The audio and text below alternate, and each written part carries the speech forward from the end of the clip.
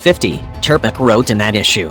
To keep the airplane flying, the service plans to equip each B-52 with new engines, which are expected to be so much more maintainer-friendly and efficient that they will pay for themselves in just 10 years.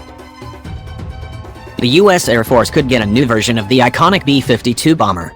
The B-52J designation might supersede the current B-52H moniker that the flying branch has applied to the 8-engine bombers since they entered service in the early 1960s. The Air Force is likely to redesignate the B-52H as the B-52J once it receives a slew of modifications adding up to a major modification, Turpik wrote, quoting Brig. General Heath Collins, the Air Force's Program Executive Officer for Fighters and Bombers. The B-52 is slated to receive new engines beginning in about 10 years, and that probably would be enough to warrant a letter change, but the venerable bomber will also be getting new digital systems, communications, new weapons and a new radar, as well as a variety of other improvements. Collins also said that Air Combat Command is considering the possibility of reducing the number of aircrew on the B-52, now that certain functions requiring weapon systems officers can operate autonomously. No decision has been made in that regard, Collins said. If Air Force plans hold up, the B-52 will be approaching nearly a century of service by 2050, Turpik wrote in that issue. To keep the airplane flying, the service plans to equip each B-52 with new engines, which are expected to be so much more maintainer-friendly and efficient that they'll pay for themselves in just 10 years. In 2018, the Air Force announced it would retire its 62 1980s vintage B-1Bs bombers and 20 newer B-2 stealth bombers no later than the 2040s, while the updated B-52Js would continue to operate alongside at least 100 new B-21 stealth bombers. The Air Force twice in recent years has pulled old B-52Hs from storage in Arizona and refurbished them in order to replace bombers that have Crown Bomber.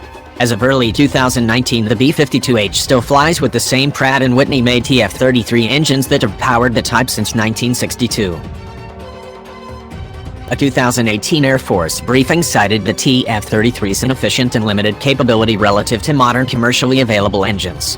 The Pratt & Whitney motors are costly and manpower-intensive to maintain, while facing obsolescence of parts.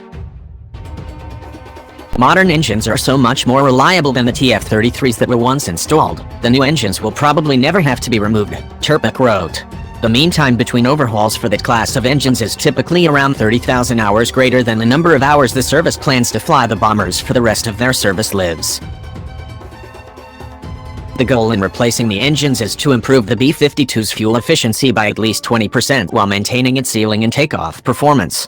A B-52H with TF-33 engines can carry 35 tons of bombs and missiles as far as 4,500 miles without aerial refueling at a top speed of 650 miles per hour. Despite rumors to the contrary, Isabel said the Air Force is not looking for substantially better physical performance from the new engines, for example, in time to climb or top speed, although that may turn out to be a welcome byproduct, Turpik explained. The Air Force in 2018 estimated the cost of B-52 service life extension, including the re-engineering other capability improvements, at around $32 billion, according to Turpik. Between 2011 and 2016, it cost the Air Force around $1.2 billion annually to operate 76 B-52s, the Government Accountability Office reported in 2018. More efficient engines could save $10 billion in fuel and maintenance costs through the 2040s, Turpik reported, citing Air Force documents. The service wants 608 engines, 8 for each new B-52J.